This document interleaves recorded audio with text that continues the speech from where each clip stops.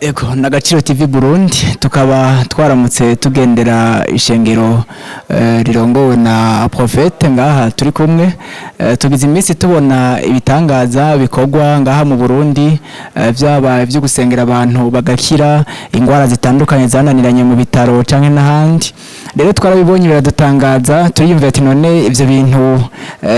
birabaho ni ngabire ni ama experience n'amashure ni iki. Rero uyu munsi ko dufite ibibazo byinshi mu mutwe twagumye twibaza n'abanywanyi bacu bibajije twashatse kwegera Prophete kugira ngo aduhe insiguro zitandukanye ariko imbere yuko dutangura dusabe amanze y'idondora bariko baramukurikirana. Murakoze cyane ntangwe gushimira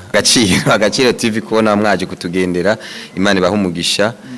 twari tubanyotewe rero kubona mwaje kugira ngo mumenye n'abakunzi cyane abarundi n'abumva ikirundi aho bari baba bari mu Burundi baba bari no mu mahanga cyane kugira ngo bamenye ivyiza bikorerwa cyane mu Barundi ivy'Imana ikora ikoresheje abantu bayo cyane b'abarundi. Nivyo rero nkaba nitwa Prophete Uwimana Albin ndumuhanuzi nkaba ndi muri ishengero ryitwa United Pentecostal Church Kigobe, ishengero ryunze ubumwe na mpwemu yera ryo mu Kigobe. Tukaba dukora mpere ku munsi wa gatatu ni umunsi ukomeye cyane. Tukaba dutangura saa 4 gushikana saa 10. Tuba dufite buri muntu wese abafise ikibazo cyane umuntu abagwaye araza rufite ikibazo cy'ubushomeri c'ingwara cyo guteba kuvyara cimanza z'amatongo buri bibazo umuntu ashaka gutera imbere, umuntu afite inyatsi, umuntu yagiye mu bafumu, umuntu afite imikoshi, umuntu afite biriya bintu bimukurikirana biva kuri karonda kuri basekuru byose ikintu cyitwa ikibazo c'ingorane ciki gukira no kubohoka no buvugishwa ni ku munsi wa gatatu ni uri specifique kubera ubundi mercredi tuvuze mercredi hari abantu batazi mercredi icyo bisigura. Mercredi bisigura byavuye muri Marse naho hantu dukubita hasi buri kibazo cyose umuntu aba yahuye naco. Hanyuma rero urumva ko ari umunsi wa gatatu kwa kane umuntu aba afise akeneye kubonana n'umuhanuzi mu buryo bw'ibanga arasaba umubonano hari ababijejwe mu chef protocole. Kwa gatanu naho nyine turasenga muri guhera saa 8 tugacana saa 11 kwa Mungu turasenga guhera saa 3 nitumenya amasaha turangiriza. Kwa mbere naho nyine turasenga ni nk'uyu munsi mwaje kari ku munsi wa mbere turatangura gusenga saa 8 gushikana saa 11 tuba dufite inyigisho. Kwa kabiri ni turahimbaza no gutazira guhera saa 10. Ivyo izo niyo programme y'ishengero, iyo niyo programme y'ishengero. Ego turafise abapastori, turafise abavuga butumwa, turafise ego imigwi yose. Ego murakoze cyane. Turumvise ishengero ry'iwanyu urutonde rwaryo ariko mugabo mu mashengero kenshi turamenyereye yuko hariho amadoctrine. Mbega hariho doctrine mufise mugendera ko kumbure hariho abavuga bati twebwe turemera mpemu, abandi turemera Muhammad, abandi turemera Yesu, hari abemera ubutatu hari n'abatabwemera. Hariho nabo numvise bavuga ati Imana ni imwe nta mana iri mu butati baho ni Imana gusa ikintu ciyongera ko gusa ni mpemu yera. Mbega mwebwe muremera Sainte Trinité? Ubutatu bweranda ndabwemera ku ruhande rumwe ariko ubwo butatu bweranda twebwe tuzi ko bukoraniye mu izina rimwe. Iryo zina nta rindi ni Yesu Kristo. Niho avuga ngo naho ubasha bwose bwo mu isi no mu ijuru. Muri Yohana 1:1 haravuga ngo jambo yamyeho, jambo yamanye n'Imana, byose byaremwe ariho. Uwo jambo rero ni Yesu Kristo. Ugiye muri Yesaya 49 naho nyuna bibona ati uzotuvukira azoba ari umuhanuzi, azoba data twese, azoba ari umujenama, azoba ari Emmanuel, azoba ari Imana ndi kumwe natwe. Uwo ni Yesu Kristo. Rero n'umuririmbyi yararirimbye ngo ni Alpha na Omega, ni itanguriro n'iherezo. Rero twebwe n'umubatizo wacu utandukanye n'ujya twigeze kuronka kuko naje uwo mubatizo narawuronse kera mu ishengero nakuriyemwo. Batubatiza ngo ku izina rya data n'irya mwana n'irya mutima mweranda n'irya mwuka wera. Rero uyo mubatizo ntabwo uri biblique kuko mu kubatiza umuntu akubara ati manzo bazi iryo zina ni nko kogera muri banki ngo nje gutora amafaranga ku izina rya papa bakubara ati tutaramenya ko ari so wawe yitwa kuti manzo subireyo nturamenya. Rero twaramumenye uwo data ni Yesu Kristo, uwo mwana ni Yesu Kristo, uwo mwuka wera ni Yesu Kristo. Amaze kugenda gutandukana n'abigishwa biwe Yesu Kristo yababwiye ati sindabasiga nk'imfubyi ndabarungikira umwiza umuntu aba mu kibanza ciwanje uwo ni muwe mpwemu yera niwe mpwemu yera rero twebwe Yesu Kristo tuvuga ko arimo byose tuvuga ko arimo byose harimo data harimo mwana harimo mpwemu yera ni iryo zina rero tuzi ni yitwa Yoshua mu kirimi cyahariya ciwacu muri Israeli ni Yoshua ari we Yesu Kristo yego. Hanyuma kuvyerekeye ivy'umubatizo mbe mwemero wahe ni mwemero w'amazi menshi w'amazi makeya hariho ujya w'amazi menshi mengo bita ni immersion donc kwibira niko no bivuga ha mujya w'amazi menshi naho ni ibintu nyene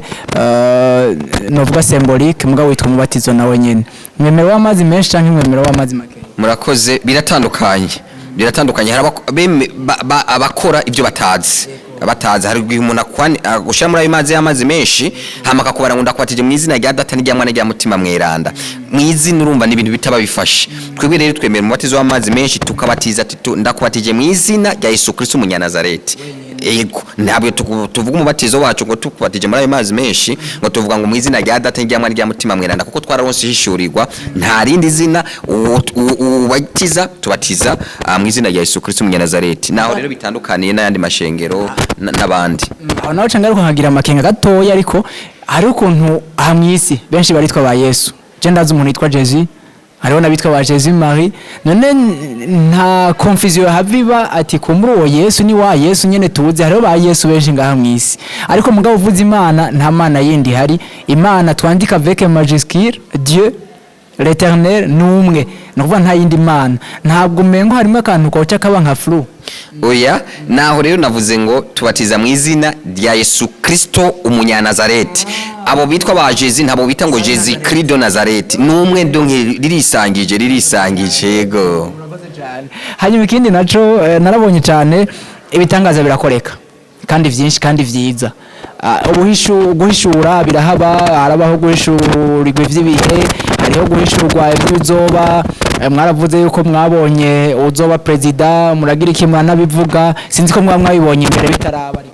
ariko ego ibindi tubibona imbere Imana ibitwereka imbere Amosi 3:7 niho havuga ngo ntagishobora gushikira umwana wanje cyangwa umuntu wanje kiremwa cyanje ntibi akabanga umuvugishwa nivyo ibintu byose Imana ica kumuvugishwa cyangwa kuboneka mwereka ati niki buriya n'umuntu igomba kumuhamagara iratuma umuvugishwa nayo itotuma umuvugishwa nayo iramugenderera ibyo turabizi rero ego. Ariko none ikindi kibazo mbe hajya ingabire n'agakiza bitaniye he biratandukanye agakiza kabonekera cyane mu vyamwa igiti c'imyembe igiti cera ivyamwa kigarukira muntu zedonke iyo umuntu akifisa agakiza mu ngeso ziwe niho mubonera ko afite agakiza hama mu impano n'ingabire nico kimwe n'itarenta n'ingabire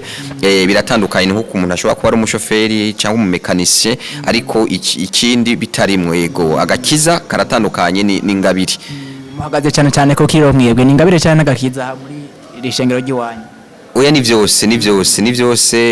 duhagarara ko byose nivyo duhamagarira n'abantu duhamagara abantu kwiyeza kugira agakiza bagaproduza ivyamwa tumaze iminsi tugendera ku ijambo riri muri Matayo 6:23 havuga ngo icyambere na mbere murondere ivy'ubwami bw'Imana kwagura ubwami bw'Imana ibisigaye muzobironka nk'inyongera naho rero nimba ari byo kujya gutunga kwambara kugira nte ivyo bironka nk'inyongera rero kugenda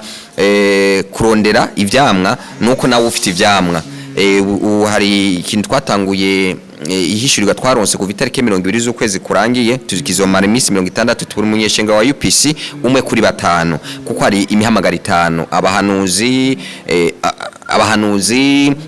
intumwa ababungere abigisha bavuga butumwa rero genda urondere nkuko Imana yari mintoki 5 bihuriye na ministeri 5 niyo mahamagara 5 gende murondere abantu 5 we buri umwe mu gihe mu minsi 60 tutazoburaronka abantu 5 bakizwa baza mu nzu y'Imana kugira ngo ubwami bw'Imana bwaguke we uzoba wambaye impuzu yirabura nta vyama byiza uzoba ufise ni kimenyetso utazoba ufise ivyama byiza nayo ubundi ufite ivyama byiza ukagenda ati nsengera hakorerwa ibi nibi nta muntu yoreka kuza kuraba kugukwirikira ati reka nimba numvise neza mwaratanze ikiringo yego twaratanze ikiringo muri iryo hishurirwa ry'imisi 60 ariko mbwa Yesu yavuze ko bigoye kwemeza abantu ngo bahinduke oya biroroshe ni ku ngeso none nk'umuntu anywa nk'inzoga nyinshi abantu banywa inzoga canke itabi barakubarira ati nukuri biraturuhije tworonkaye kugira ngo tubivemwo muri ibi bintu abantu usanga bagenda n'abagabo benshi muganiriye arakubarira ati noronka ahantu mbohokera nduhukira ibi bintu yingesha ibi bintu nagiyemo no bivamwo barabikubarira rero nabo rero twara ngo genuza n'abapastori genuza n'abasenyeri ngo abari buge yasabo ni ziriya ntama Yesu Kristo niwe yavuze ngo sinaje kurondera abiranda naje kurondera indima zazimiye ati umugwayi ntagenda kwa muganga nta mugwayi agenda kurondera umuganga atagwayi adafite ikibazo rero nabo muri abo batanu ntabwo ari abapastori canke abandi bandi n'abapastori egome harimo tuzitije ntivyera derere ariko kandi ngo muravura ingwara zitandukanye mbega ni ububasha ki bobahesha ivyo bintu murakoze nibaza ko tutokoresha ijambo ryo kuvura kuko uvuze kuvura ni soigner mu gifaransa ni soigner uvuze kuvura ni soigner ariko ni guérire ni gukiza gusengera abantu bakiza urumva biratandukanye ushobora kuvuga ngo ukavura umuntu bikananirana ariko guerire soigner byose bikajamwo gusenga umuntu akamusengera akamuswanya hanyuma agakira guerire yego turasengera abantu bagakira nk'ingwara izahe ingwara zose izifise amazina n'izidafise amazina hari ingwara zifise amazina n'izidafise amazina n'izidakira twebwe tuvuga ibyo ni by'abaganga bagize n'abantu b'ubuhinga hano twebwe tuvuga ko ni ingwara zatevye gukira ni ingwara zatevye gukira zifata ikiringo nk'ubwandu bwa sida ni tuvuga yuko sida idakira tuvuga ko ari ingwara yatevye gukira iteba gukira ntabwo tuvuga ngo ni maladie incurable oya tuvuga kandi none kwa muganga nuko abarundi aribo bazanye iryo jambo ubundi kwa muganga bavuga ngo ni maladie chronique ni ingwara ifata ikiringo igihe kirekire natwe urumva tuvuga uko nyene ni ingwara ifata donc iteba gukira ariko igakira nimba ari umwaka imyaka 3 igihe huye n'umuhanuzi akaguhanurira akakubara ico gukora urakira yego mbe none iyo bishitse nkaboye narumvise muri kiganiro mwagize ubuheruka mwaravuze ngo abo babiri baraje mu Buhindi bagira iki nibaze tubasengere bariho guma batwara ayo mamiliyoni hari kiguzi mwaka mwebwe murakoze cyane murabona aha dukorera ni mu nzu z'abashinwa kandi ikigo gikukira leta turi amafaranga atari make yego hanyuma bino shingiro rya hano ni rishasha nta myaka myinshi rimaze umwaka kugira kabiri dukorera hano mu Kigobe murumva ko tukiri bashasha rero dukenera ibintu byinshi turakenera ingoma turakenera ama microphone turakenera ibikoresho byo gutazira no guhimbaza bya sonorisation biratandukanye ariko ni bya media inyuma y'ibi bya sonorisation tuzokenera bya media umuntu afite machine umuntu afite kamera navyo nyine kugira ngo abari kure urabona ko imbuga nkoranyambaga arizo ziteye imbere nabo bashobore kugira ariko icyambere nico kugira ngo n'abantu barakunda umuziki n'abantu barakunda umuziki cyane turonse revyo byuma bikoresha umuziki w'Imana bajya barara ijoro mu mabwate muri Rwanje adoration bagatamba yego imizi ubwoko bwose amaritime yose mu by'Imana ibikoresho bibonetse abaririmbyi bariho ivyo bo bironka yego wamusengeye nico kiguza asabwa kugira ngo aterere cyane oya niko ndavuga wari kurambaza ati ni ku buntu urumva ko tukiri mu ntango niyo mpamvu mvuga ati uriye gutwara ya mafaranga hanze wuzana kimwe sitegeka ariko sitegeko wuzana kimwe karaba kurumva sayo kujya ibyo kujya biriho muhanuzi ibyo kujya arabifise ndiko ndakuraba ndabona ko n'igitoro kiriho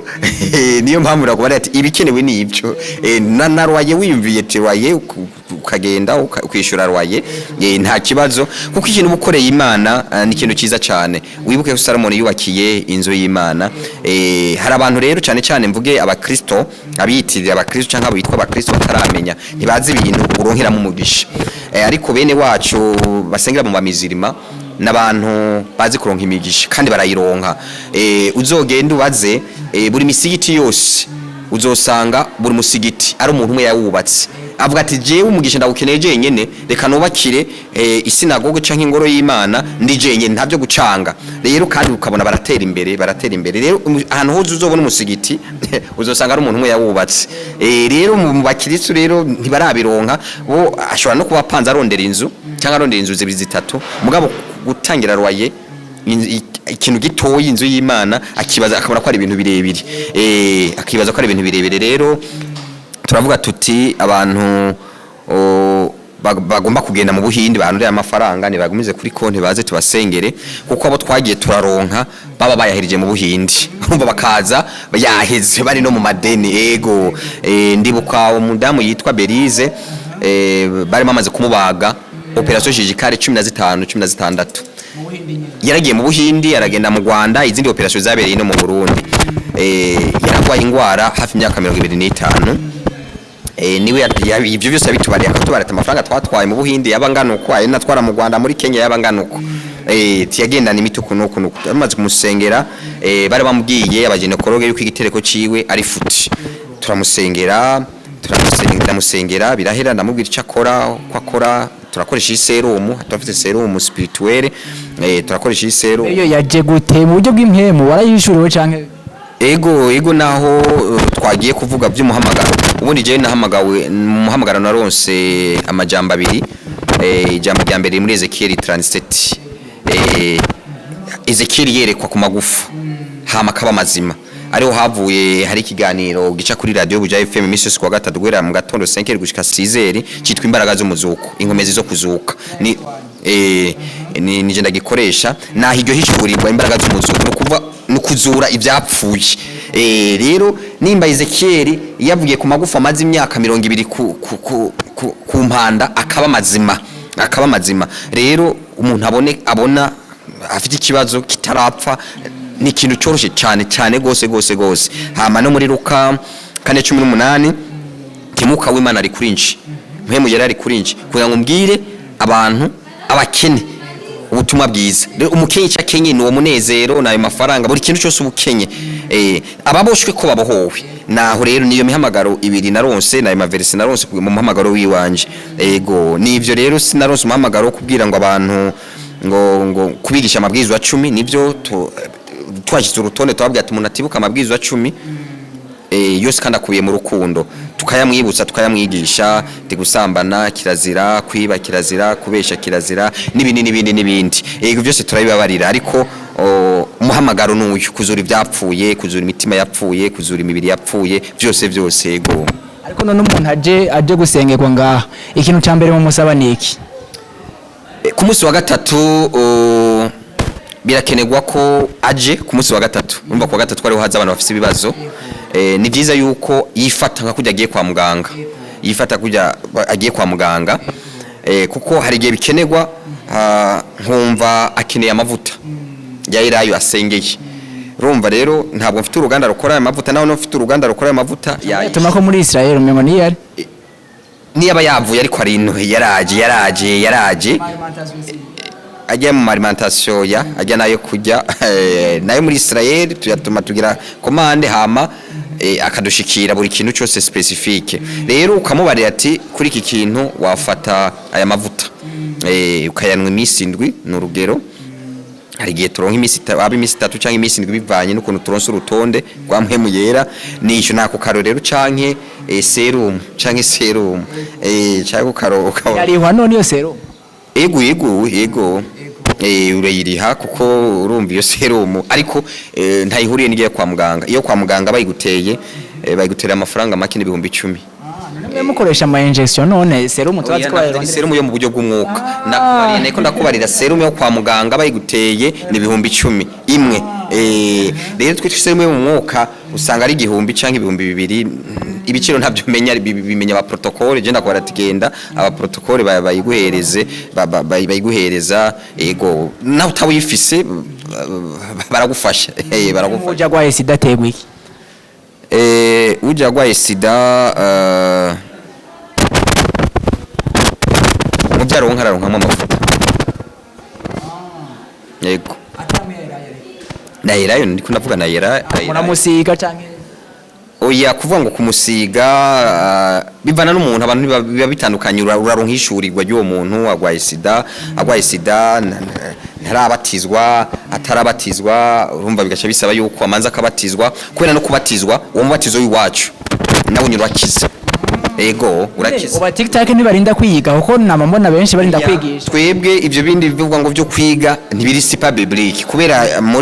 Baroma 8:10 niwe bavuga ngo uwizera Yesu Kristo kwamana n'umukiza akatuza kanwa cyo kabivuga wabakijijwe nta bindi nta condition bigaca naturanije Kristo ndamwemera nk'umwami n'umukiza no cyangwa ushaka ati ntwara muri Tanganyika kubatiza turakubatiza ego ivyo ntaraheba ari ivyanjura ko oya ivyo byo guheba no abantu barabitandukanye tuvuga ibiri biblique n'ivyo Yesu Kristo yavuga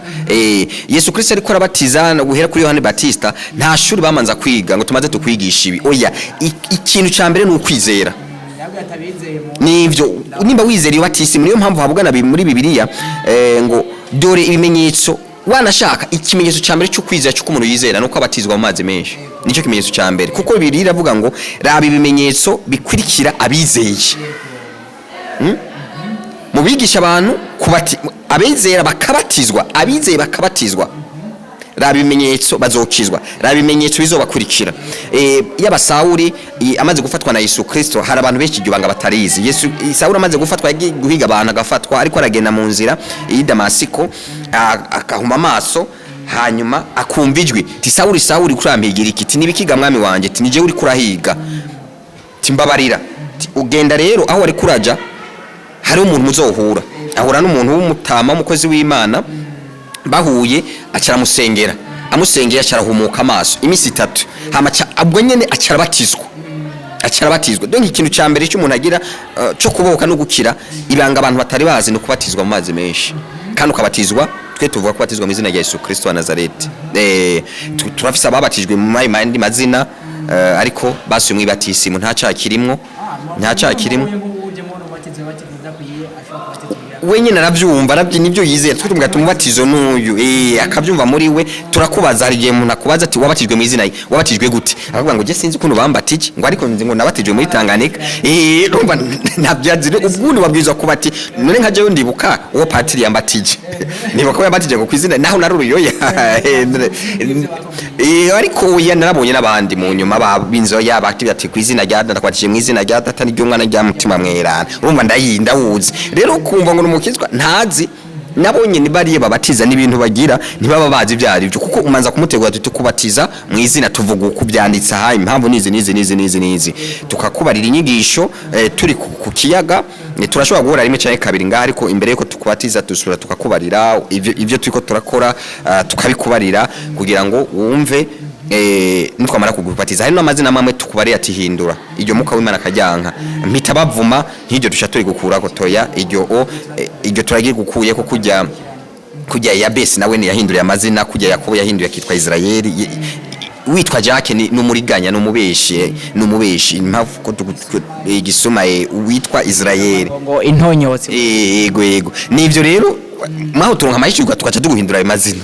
tugaca tuguhindura ayo mazina kuko tubifitiye kugira ngo ntagukurikirane nivyo rero none wowe nsubiye inyuma gatoya dusa n'abarangitse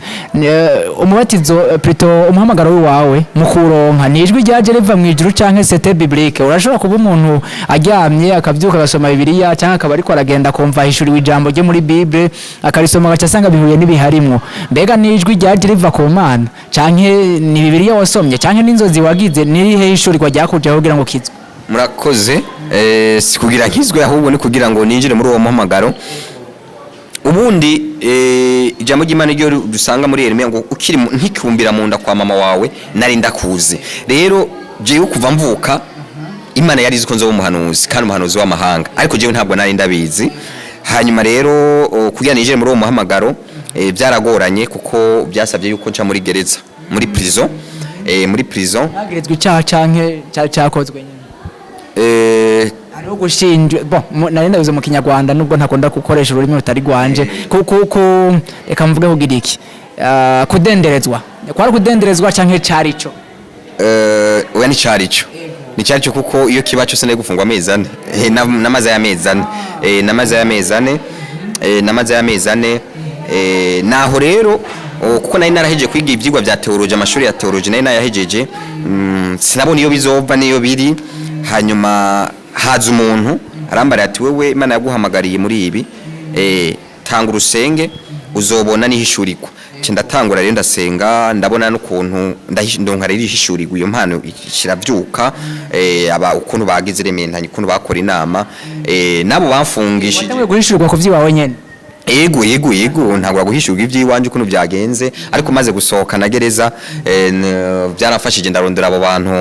bamfungishije kugira ngo ndabasororere, ndabafelicite barakoze igikorwa cye ngoya, kuko ni vyiza ivy'Imana yaguteguriye. Ntarabumuhanuzi sinari bwarenge Kanyaru cyangwa sinari bwurira indege nayibonera mu kirere. Yego tukavuga ngo ijya niyo abarusiya n'iyiki, urumva umuntu yagufashije gushika ku nzozi zawe cyangwa ku muhamagaro wawe, urumva ko uwo muntu wabwiza kumushimira. Yego nivyo Prito umuhamagaro wanyu mwaciyemo wake. Yego umuhamagaro wa mbere ni uw'ubuhanuzi. Impano y'ubuhanuzi sinovuga yuko ni prophecy, iyo ni impano ntoyi abantu ngira ngo ntibabizi. Mu bikoreni hariyo ubwoko bw'impano, hari ubuvugishwa, akwerekwa, gusengera abagwayi bagakira, yibitangaza, y'ukwizera, nizishika 7-8. Rero izo zose maze kuronka iyerekwa, narasabye Imana yuko yazimpa izo zose. Zifise zose Imana yazimpa, ndakora, biremera. Nico gituma uyu munsi muri Prophète des Nations mpanura amahanga yose. Hari igihugu mwamaze guhanurira uretse Burundi? Ni byinshi, na dimanche nabariye bizoba na hano, navuze bizoba mu Rwanda, ndavuga ibizoba muri Tanzania, uzaba president muri Tanzania, ndavuga ibizoba muri Kenya, ndavuga ibizoba muri Amerika, mu misi here navuze ibizoba muri Mali, ko uzaba president ari Ibeka Ibrahim Boubacar Keita. Muri Tanzania zobari muri Tanzania sa oyambo kubera byaraheze ni Magufuli kubimbagije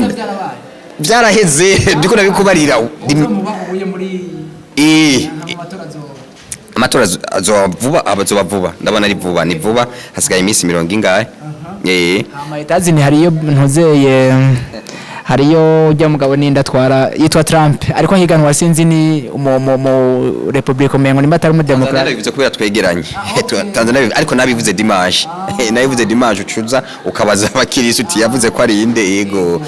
nivyo navuze mu bintu bitandukanye, mu bihugu bitandukanye, navuze ivy'inzige, ndavuga ivya Ebola muko cyo bakora byumvishije, kandi Ebola ntizoza, abantu corona yo mwayibonye byose. Yego Ebola yatanguriye muri Kongo, n'abazungu bayikoze, abatabizi n'abazungu bayikoze kugira ngo batware buriya butunzi. So rero bamaze kuyikora kugira batware buriya butunzi, hama ikibarokare naho bayikoreye kagenda handi yarigeze kwimukira igenda mu Buganda, bayihinduriye izina abazungu, kuko ni OMS ihindura amazina, itora amazina, ikihindurira n'indi zina ikita grippe n'ikindi kintu. Mu Burundi vuga ati twebwe ubutare bwacu turabufise hariya muri biriya bibira kugira mugire bemurarekera hariya. Nuko rero mu rugo buhanuzi urava mu gihugu kaja mu kindi, ko tuzi Paulo yava mu gihugu akagenda muri Roma agahishura akavuga ati Imana ibi n'ibiki. Yego nivyo, ubundi umuhanuzi n'umuntu akemura ibibazo, si umuntu abwirizwa kubabaza ahantu. Maze gushika mu bigo bingahe? Kenya, Uganda, u Rwanda, izo za Tanzania, ibihugu ivyo hari nko muhira ubutumire naburonka. Iyo batugara ubu ni Burayi bari batanguye ubutumire, bari baduhaye ubutumire z'abaza Amerika, ubutumire hari nibwo bantu bigize kuduha ubutumire bwo muri Etats-Unis, ariko ndabusisipanda ndanka kugendayo kubera icyo nayo nabonye. Yego ubutumire bwari bwose turaburonka hama tukagira. Yego ntabwo wamugira ati ibintu nama ndiko ndavuga nkasanga ndavuze ndakoze kuri OMS, nkasanga ndakoze ku mashirahamwe mpuzamakungu akomeye ashobora kugira icyangize cyangwa akanyitwarira ko mbere ko navuze na nk'icyo cya Ebola ati n'abazungu babigize kugira ngo bashobora kugirira inzigo ntabwo bamushobora kugira kuko abavugishwa nka mwebwe barahura kenshi na persecution sinzi ko muri Bible biriyo baraba persecutor ari abakubitwa ari abagiriye ikimbe ntabwo bamwama mugira ati bashobora ko oya ntabwo barabizi ukuri baba bakuzi dutufase ukuri barakuzi byagenze naho byabereye n'isaha byose kuko kuri nyene niko bakuzi oya nta kuri baba bashobora kutuziza ntacyo bibononeye yego bo bari muri madiri yabo byitwa muri business yabo gize abantu bati none uwo muntu ko avuga ati arasengera abantu hanyuma bakamuhereza amahera kanaka nk'iyo sere mu muzati igihumbi canke navuze nta mafaranga je bampa n'amafaranga bampa baya protocole igacimenya ivyikora navuze nta mafaranga bampa gusenga nakore kuwa gatatu uwo ari we wese isengero bayuguruye wumva yatanga amafaranga gute bishitse rero ukumva nkaronka urutonde ndakubara tuzogura iki utagifise bikenerwa nyene nkakiguhereza nkayagutangira amafaranga cyangwa ufite ikindi ukazogaruka ukabikora yego nta mafaranga ukaka amafaranga gute nta mafaranga twaka ikindi kibazo nabonye babajije ati none niko biri bafite imigisha nk'iyo baturira abantu imigisha ikaba bagira iki imigisha ikaba kubera ko batokwaturana bisengera ikaboneka murakoze ikibazo nabonye mu banywayi isengero ikaboneka ikibazo cyaramaze kuboneka ico ni cyambere ikibazo cyaramaze kuboneka rega ikintu abantu batazi ntibazi ibyo muri mwuka ntibazi ibintu byo muri mwuka ikintu kugira ngo kibeho n'iyi nzu kugira ibeho abashinwa n'abarundi baramaze gutekereza bariyumvira ati dukeneye ikintu kimeze uko umunsi umwe kiragaragara na vision yerekwa rero abantu ibintu birakogwa navuze ko tukiri bato kimaze imyaka 2 kandi hari abatabizi burya abarundi turabana beza umurundi mukoreye neza ashima 0% kandi noneho urazi Yesu Kristo yakije abanyamibembe 10 hagaruka gushima umwe niwe yagarutse gushima abamaze gusengerwa bagakira bakabona ibitangaza nibo ubwizwa kubaka nibo ubwizwa kubaka iryo shengero bakaduza bakagura n'ivyo bikoresho sikuvuga ko ibitangaza biraba ariko ni muri bya biharuro nyene muri bya abantu nyene usanga abarundi arabana beza yego akarorero ka hafi nigeze gusengera umuntu yarafise parcelle ya distance nkani miri mu Kajaga hanyuma ndamubarira byari byananiye ko yironka ngoma ndaguhanuriye ndayisengere mu kwezi kumuzo wironse ariko uzotanga icicumi yari ku miliyoni 25 ngo ntangorane ndamusengera ndagenda kuri aho hama namubwiye ati kora ibi nibi muri 30 jours iyo parcelle arayinjiramo arayubaka hanyuma ngiye ati mpaca kigira 10 kugira niguri bya sonorisation wanashaka ico genda nafashe amafaranga yiwanje nurira indege ngenda gukorera amasengesho mu Buganda mu mafaranga yiwanje kurumva umuri gufata miliyoni 2 uzoronka miliyoni 25 mu kwezi kumwe ico ni ikintu coroshe hanyuma hageze nace ndamuha umuntu amufasha kugenda kwishuza niba cya have 25 miliyoni acavuga ngo ntaco wakoze okay hama nanje ubwo nanje narasenze nivyo ako nakarore ndiko ndakubarira hari n'uyundi yaravuze ko atugurira intebe 50 nasama imbanyi arayisama mu nyuma acavuga ngo narose umwana umwe ngo nashaka amahasi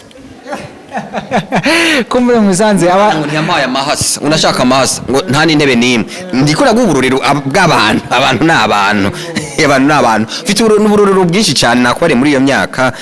hano tumaze imyaka 2 undi mwaka twari mu Gatoke mu ishengero ryo mu Gatoke niho twakorera kubera hari yampe kure niyo shengero racahari urumva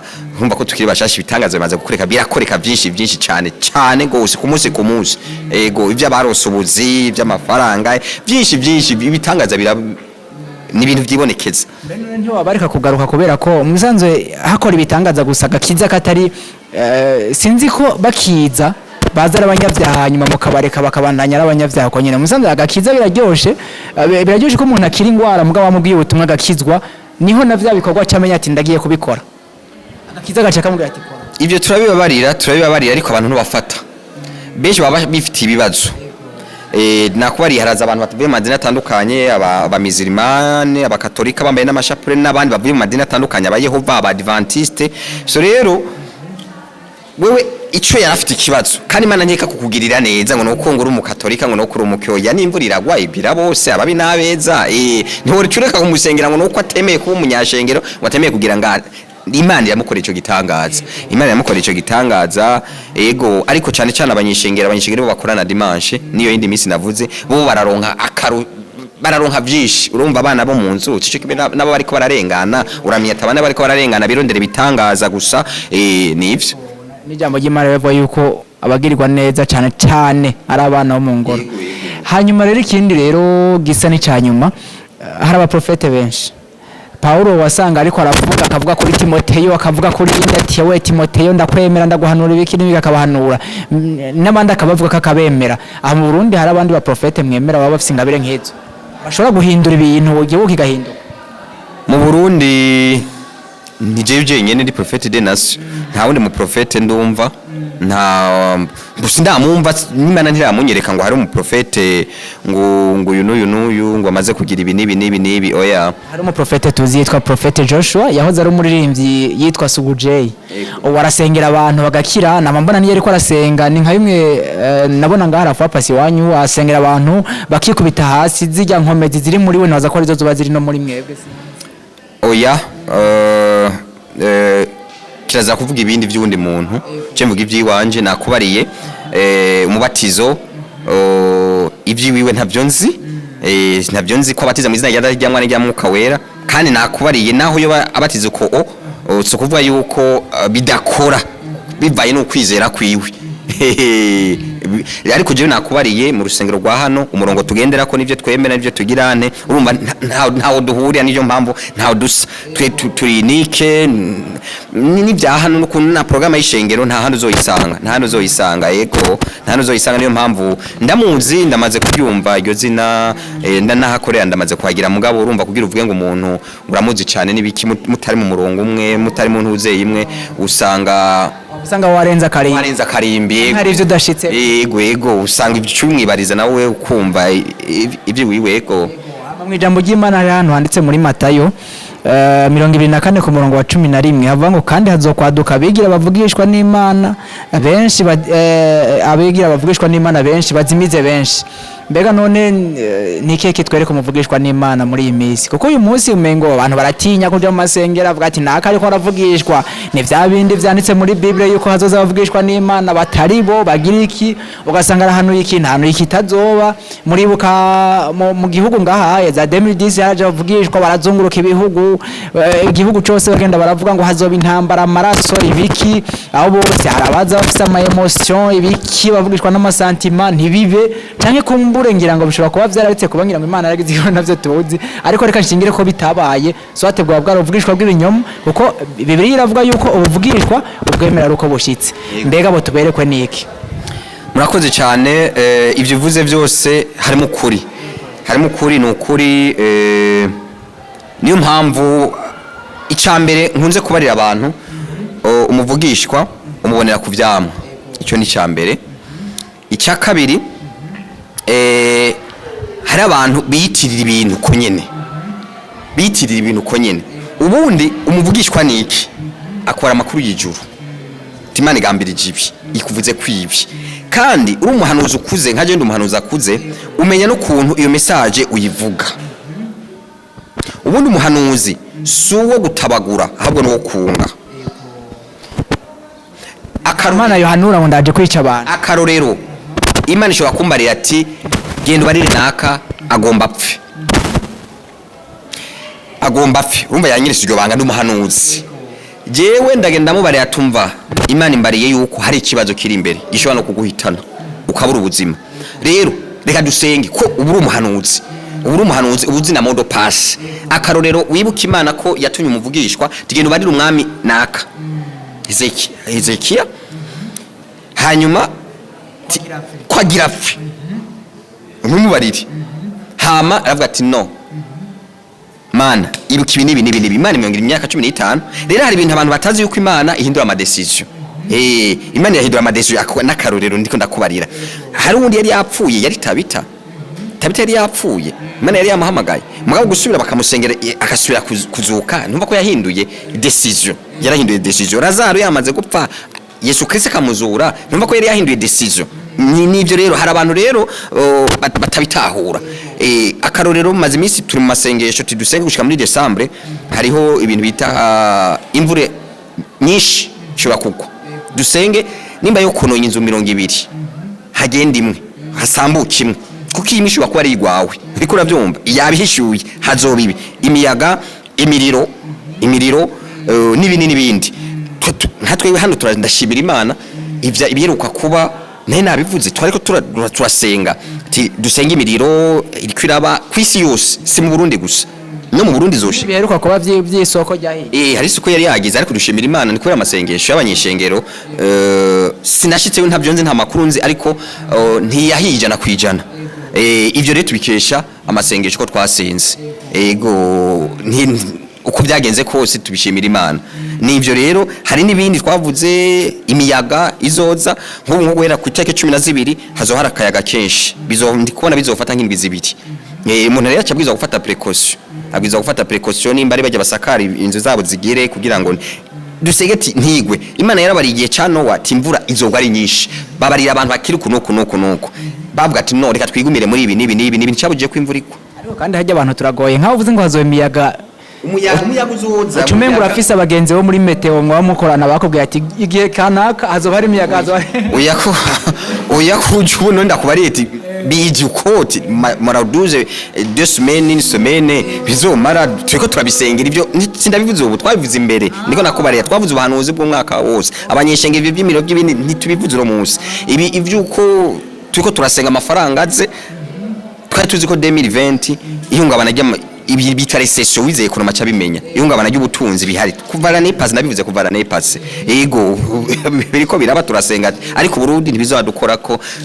kuko tuba turiko turasenga ego nukuvuga rero umuhanuzi nkajewe igihe mbona ikibazo mbarira uwo muntu teka dusenga kunuko kandi nanjye nkamufasha kugikuraho maze kuba ari abantu benshi Imana yabashize urupfu imbere nkabasengera nkababarira hari iki reka dusenge Imana izogikuraho akabona ikimenyetso yego akabona ikimenyetso bakamanga dufate nka sumu ntayige ivyo kujya birimo sumu babishese ngaba gacabona ati vya bintu umuhanuzi yavuga it's okay nukuri akona akari ko twasenze kugira tubikureho nkaba barati hari amaxida azobu kunuko dusenge hari amaxida yigeze kuba yari mu kimodoka kinini ahantu bitanya mutende rivere buhonga twari twasenze ndavuga precise hana bizogenda kunuko ariko dushimira Imana abantu nivyo nonekaye cyane nkuko hari abantu bari bamaze kuvamwe harimo bake bagize ivyo byose nivyo dushimira Imana kandi kibaye ivy'indege tukababara ati umuntu afite indege bagera mu ndege agenda gufata indege agende yasenze nimba ari utwara indege kuko hazo wa accident y'indege rero bibaye ntituje tugenda hejuru urumuhanuze ngo ibi nayi nabivuze oya ati Imana tugirire itubabarire cyane yego kuko tuba twabivuze twabibonye ugaruka ngo binayi nabivuze ngo bazogira ibi nibi no oya ivyo sivyo abahanuzi bakuru nivyo abahanuzi nyene baba baciga ngira ngo kugira yego nega prophète plutôt naho ndakwinjiriye imbere yuko Imana ivugana nawe mbega kuko kenshi bivugura imbere y'ishengero irakongorera uvyiyumvamwo urabibona cyane uburyo bwo guhishurirwa buri kwinshi hari guca mu nzozi hari guca ukerekwa live nyine ukumva ijwi nyine akayikubarira nk'ibi nk'ubu hanuzi mvuze bw'amatariki buziriye hanyene turiko turavugana uri kurambaza biziriye hanyene tuvuga ibi yego nivyo rero ukumva ijwi kumva ishuri gukumva iki yego nubwo buryo rero mwavuze roduze ivyo vy'umuyaga bizo ndiko ndahanwa mvuga ivyo kwisi yose mvuga isi yo mvuga kwisi yose ariko no mu Burundi ntitubaye parenye kuko n'igihugu kiri mu bindi bihugu yego hanyuma rero turangize ariko ubu muri Abarundi ni ubuhe buhanuzi buhumuriza ku gihugu cy'iwacu mwabonye n'ubuhe buhanuzi budahumuriza ku gihugu cy'iwacu mwabonye muri iyo mico ibiri mu minsi igiye kuza n'amahoro imbere ni heza ejo ni heza yego ibisigaye abumva ibirengeye inyuma y'ivyo n'abahanuzi b'abana niko nabivuga yego kubera uzi impamvu ndiko ndakubarira uko Yosuwa na Kalebu bariko baragenda mu gihugu cy'isezerano bari bagisezeranyiwe 10 baje kuvuga ngo babarira imiryango baserukira ngo hari ibigabo binini ngo turi nk'iziki ariko no bavuze vyo bari no abo bagabo 10 bavuze ivyo hari abagabo barebare twirabi bo tujya nk'ibigata twe turi nk'inzige ariko Karebo na Yosuwa babiri gusa baraza baravuga ati ibyo bavuze ni ukuri ariko hari cyo batababariye uriko uravyumva hari cyo batababariye twebwe bariye abagabo twobajya nk'ubugari nk'umutsima uriko uravyumva basi rero abashitse barashitse niyo mpamvu 10 urumva ko ari benshi n'abavuga ikinyoma cyangwa batera ubwoba barumvikwa ariko 2 gukomvenka abo imiryango 12 urumva byari bigoye ariko niyo bari bafise ukuri gusombya niyo mpamvu mubarira ejo ni heza turiko turasenga ndakumviriza ibigatanya bishobora kuhaba ibiki mugabo utanga inkuru nka yose wa ni heza naho bihari ejo naho byo bihari ejo ni heza mbona ari heza zobara amahoro bimeze neza yego murakoze cyane yego naho byoza n'amahoro yego kandi bizogenda neza be strong kugira ngo dushobore kuneza yego murakoze cyane rero sinzi ko hari impanuro mwa mushobora guhereza abantu bariko barabumviriza kumbure mu vyerekeye vy'agakiza ati mwihane canke iki bo sindabikubwira noneho biri muri wewe murakoze cyane ikintu navuga gikomeye cyane ni kimwe buri muntu arafite abamarayika bamugendanira baba bari kumwe abamarayika ibintu bituma uba perdi ni bibiri ukubesha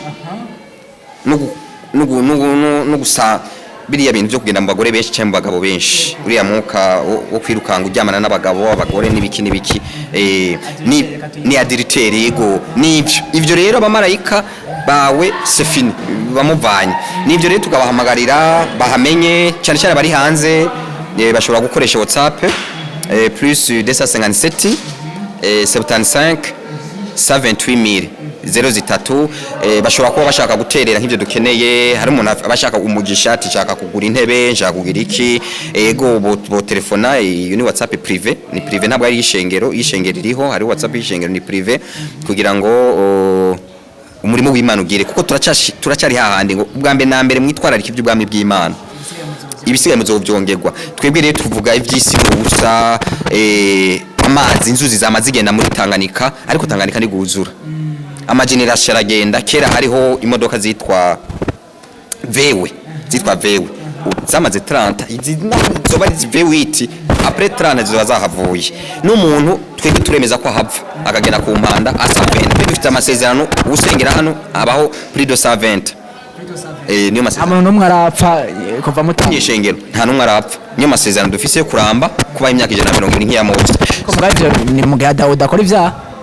nakubariye mu masezerano yo kwizera ibyo byo gukora ibyaha nikindi ni 120 niyo ajya mwebwe umuntu ajya akora ibyaha arashobora gukira niyagwaye ingwara sa iyo umuntu ajya afise nka jewe nkanko uyu munsi nkigubukiza mfise ibyaha mvuye gukora ibyaha aje mwana naje mugabo ndagwaye typhoid cyangwa ndagwaye estoma ndagwaye diabete abantu ni munsengere sinihanye vyasi ndavyatuye ndashobora gukira kwatura no kugira gute ukuntu programme y'ishengero itunganijwe n'umuntu bwa mbere mukuza mu ngoro y'Imana aritunganya kandi yambara neza abaje mu kubonana ni hakujya ugiye guhura n'umutegetsi urazi ukuntu wambaye neza rero n'ubu baje tingiye guhura imbere y'Imana wenyene mutima wiwe uramubariye ati hari ahantu cafuye ico ni cyambere amaze gushika naho yoba yavyibagiye birashoboka muri programme y'ishengero usanga wa muntu yakiriye agakiza canke yatuye vya bintu tugatanga umwanya tumuntu yiyumviye ubwahikiye imisi 2 ibyaha n'ibigabitanye kuko arabatazi yuko repeshe inekite hatandukanye bitandukanye byose ugafata akanya kugira ngo twegere imeza y'Imana canke imbere y'Imana twese tumeze neza nivyo rero ivyo biratandukanye no kuba mu madini n'iki nivyo rero hama kandi Imana ikorera bose nabe ndikora bikubarira ikorera bose ababi nabeza yego yaba mu katolika yaba umuki wari wese ramukorera yego kuko arabacaka indi kiba caje anyoteye umutima yego Imana ikagukorera ikakwishura nivyo rero turabahaye ikaze bashobora kuza na abo hanze cyane hari abantu hanze hari abantu beza bafite umutima wo gufasha cyane mu gukoga mu murimo w'Imana cyo kintu cyuka imisigiti ndakimenye vuba ndagihishuriwe vuba nta n'indwi zibiri ziheze ndagihishuriwe yuko ijya misigiti ari umuntu umwe yitika akawubaka ico ndagishuriwe vuba buri munsi urumva ndonka amashirwa amashasha niyo mpamvu mvuga kwa kundi iyo nimero niyo naho wo mugwaye nta probleme naho wo mugwaye ushobora kugira ngo kujya kwa hana yaratanze ishikanwa mu nzu y'Imana arabikinakora hama arasezerana ati no Samweli nanje azokubera umuhanuzi. Kiriya gihe Imana yari ikeneye nayo ni Donadoni. Imana yari ikeneye umuhanuzi muri kiriya gihe Samuel. Nawe hana yari akeneye umuhungu kugira ngo akire agasuzuguro. Naho saho gusa wibuke nk'umugisha abantu ntibabizi, hari ibintu batabizi, agakiza no kubuntu. Ariko umugisha ubwirizwa kugira gukora cyangwa ukarondera ibintu bitanga umugisha ugatanga ikimazi. Wibuke Yakobo Prito Isaka agomba yaramutama yaratunze yarafite amafaranga menshi yabari yagomba guhezagira umuhungu wiwe Esau, ariko amubari ati genda uhige, genda ufate ideni undondere unguri ibi amuha kondisi kugira ndaguha umugisha. Nubyo rero hari abantu batandukanye agakiza no umugisha, ivyo barabitandukanye. Agakiza niko ubuntu, umugisha uratanga ikiguzi ko dusome muri Zaburi 50:15 havuga ngo nugera mu kibazo uzanyambaza nzogutabara, ariko condition ariko nawe uzampesha amashimwe, ariko nawe uzampesha amashimwe. Ku murongo wa 35 cy'ujya bukavuga ngo umpeye ikishikanwa abampesheje amashimwe. Sije nanditse Bibiliya nivyo, sivyo gusa muri Luka 6 niho havuga Yesu Kristo amaze gukiza wa munyamibembe yashambye ati twarishikanwa urihereza abaherezi, kuko kiriya gihe yari kumwe na Yuda niwe yabika amashikanwa cyangwa ibigira 10. Yambwiye ati genda iryo shikanwa urihereze umuhereze. Nivyo rero abantu ntibabizi. Kandi ikindi no kongera ko niki, iyo umuntu asenge wagakira, iyo umuntu wari ufite umutwaro ugakira, twebwe ngaha n'ikintu nongera ko numva navuga, twebwe abantu ntibazana imitwaro, ntibandika imitwaro. Hari handi uzobona bandika ngo ni imitwaro, oya twebwe ishyurwa dufite wandika ibisabo. Kujya wandika ikete uri kurasaba akazi tunandika Yesu Kristo data nkeneye iki n'iki, kujya wandika ibisabo ari deposit wahe Imana ushyira muri envelope ugashira imbere kuri ntuze ya 3 ugasengera hamukishurwa bya bisabo byawe ni demand, kuko habwa ni musabe muzoronka ni muguruze muzokugururirwa. Nivyo rero twebwe ntwandika imitwaro, ibintu biba byakugize ngo mbabajwe n'iki niryo hishyurwa twe dufise ngaha, nta handi uzorisanga. Ndiko ndabikubarira nta handi uzorisanga, dufite ibintu twisangije atanu uzobisanga kwisi yose, kubera amahishurirwa y'ijuru ava mu ijuru. Nivyo rero nariko ndavuga ati igimane gukoreye ikintu wa munyamibembe yaciye agaruka bakiza ari 10 ariko agaruka umwe amatabani none bari heti Yesu Kristo je ntumbaze ibyo byabo bandi jeje gushima ndakuzana ishikanwa acambye ati genda ukire icyago gose hari akantu kabagasigaye, hari akantu kabagasigaye ubwo ufite nimba ari imiryango 10 Imana yakugururiye uwo munsi kakugurura mu yose ntiwicamo rimwe, habakenewe yuko ugaruka ugashima. Kandi ikintu abantu batazi, Imana yifungura amashimwe gusa, n'amashimwe nifungura. Ego no mu Kirundi urabizi, mu Kirundi bavuga ngo utongeje ntabashimye. Mu Kirundi mugenzo nivyo rero, igihe uje imbere y'Imana ushimira Imana, ndakoze ko wampaye 10,000, urakoze ko wampaye miliyoni, urakoze ko wankoreye iki n'iki, ukavuga warakoze ukabyina ukayihimbaza, biriya bindi irabikongera sans problème. Iryo nibanga rero abantu batazi ntibabizi, iryo banga rero ntibarizi. Murakoze cyane Prophet, mwavuze ko ari mwebwe nyene Prophet atawundi umuntu twakwemera Prophet ngaha mu Burundi. Oya Nk'ede nation navuze ndi muhanuzi w'amahanga. Navuze ngo sinavuze ko atabandi bahari, baratandukanye. Hari uwo dukorana nitwa Prophet Fire. nawe ntahanurira amahanga mugabo. Oya arasengera abantu bagakira kari ntuzeye. Yego bivaye n'impano, navuze impano ziratandukanye. Ziriya mpano je ndazifise zose ziriya dusanga mu bikoreno. Hari usanga afise imwe gusa agaca kwita canke nyimba yariswe profete, ivyo sindavyinjiramo. Yego bariho abandi urababaza ati none wewe ni gute bigenda gute, nta handi uzogenda guhanurirwa ukeneye gusama imbanyi ngo barire umunsi ukwezi n'isaha n'amasegonda, aho uzasamira naho uzavyarira nta handi. Nugenda ukambara ati naronsa handi uri kuranyuma uzogaruka umbarire, ariko ndi kubikubara ndabibona nta handi. Ndakubarira umunsi uzasamire kwinda isaha n'amasegonda n'umunsi uzavyarirako isaha n'amasegonda n'igitsina uzovyara, nimba uzovyara amahasa, nimba uzovyara ikivyo byose, ivyo ndabikubarira. Nta gihe utabibona nk'ubu nka jewe ngahanje ngaho uza wabonye ivyanje canke hari gihe utabibona uka waje mu kiganiro ubwo haba hari umwanya kameme w'umwemu bije bikaza nkabikubarira nayo ubundi. Oya c'est pas tout rota.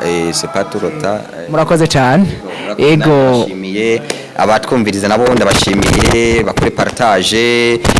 bahanehane iyo nimero cyane batanze ya telefone kuko bari mu Burundi bo baca baza bamaze kuvyumva baje twubaka ubwami bw'Imana cyane cyane baze kugira ngo umurimo w'Imana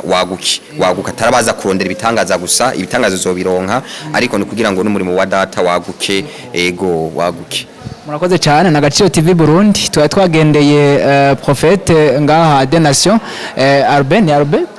hanyuma mu Kigobe ku bashinwa abamukeneye ne wazomusanga nimero ya itanze ni plus 257 75 28000 hanyuma abadukurikirana namwe mugire subscribe mugire share mugire na comment mugire na like kumbure mu bisangize n'abandi bashobora kumenya ibiriko birakorekera hano hantu n'ufise ikibazo bashobora kuyishikira akamubaza cyangwa akamutora ikibazo ciwe. Murakoze cyane mubandanye mudukurikira.